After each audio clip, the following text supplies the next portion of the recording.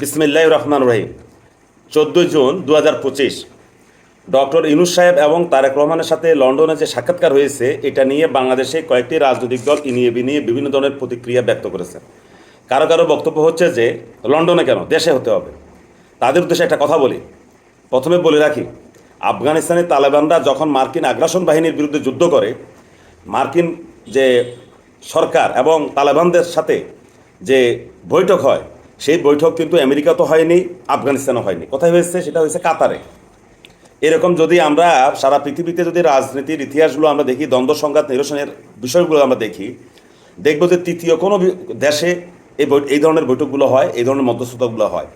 আবার কখনো দেখা যায়, যদি আমরা রাজনীতির খবর রাখি, যে কোনো একটা দেশ থেকে কোনো একজন রাজনৈতিক নেতা বা একটা দলের প্রধান যদি তিনি নিজের দেশে টিকতে না পারে, অন্য কোনো দেশে তিনি রাজনৈতিক আশ্রয় নেন বা তিনি প্রবাসে থাকেন, দেখা যায় ওই দেশে যদি কোনো সমস্যা দেখা যায় রাজনৈতিক, তাহলে সরকারি দলের সাথে যিনি প্রবাসে থাকেন তার সাথে সাক্ষাতের জন্য সরকারের পক্ষ থেকে অনেক সময় সে প্রবাসী গিয়ে সে প্রবাসী নেতার সাথে বৈঠক করে।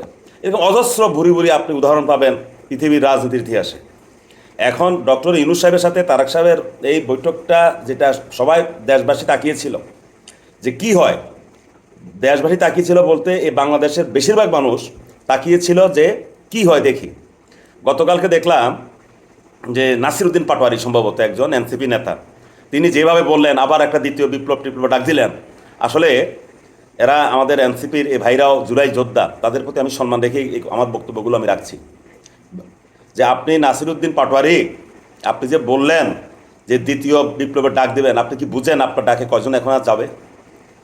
যখন গত বছরের জুলাই অগাস্টে যখন আন্দোলনের ডাক দেন, সেখানে স্কুলের ছাত্র, তাদের অভিভাবক সবাই নামছে, ভ্যান গাড়ি রিক্সা চালক কে না ছিল। এখন আর আপনাদের ডাকে কেউ যাবে না। কয়জন মানুষ হাজির করবেন এটা আমরা সবাই বুঝে।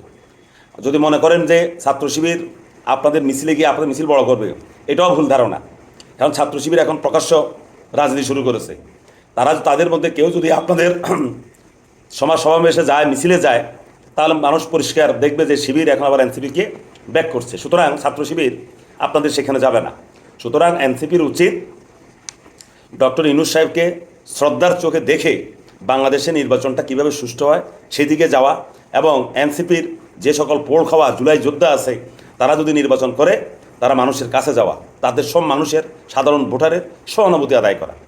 এখন আরেকটা কথা বলতে চাই, এখানে বাংলাদেশে কয়েকটা ইসলামী দল একটু কানাঘুষা করছে যে তাদেরকে ডাকলো না, সবাই সাথে ডাকতে হবে।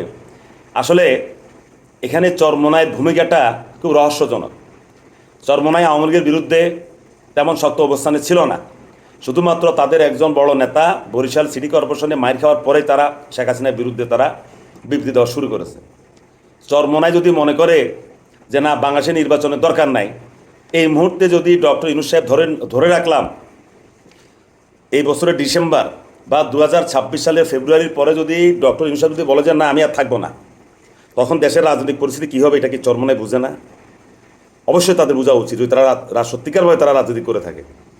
ডক্টর ইউনূস চলে গেলে এই দেশে এখন আর গ্রহণযোগ্য কাউকে আপনারা কেউ পাবে না, কেউ কাউকে মানবে না। না মানবে ওরা বিএনপির কাউকে, মনোনীত কাউকে, না মানবে বিএনপি তাদের মনোনীত কাউকে, কেউ কাউকে মানবে না।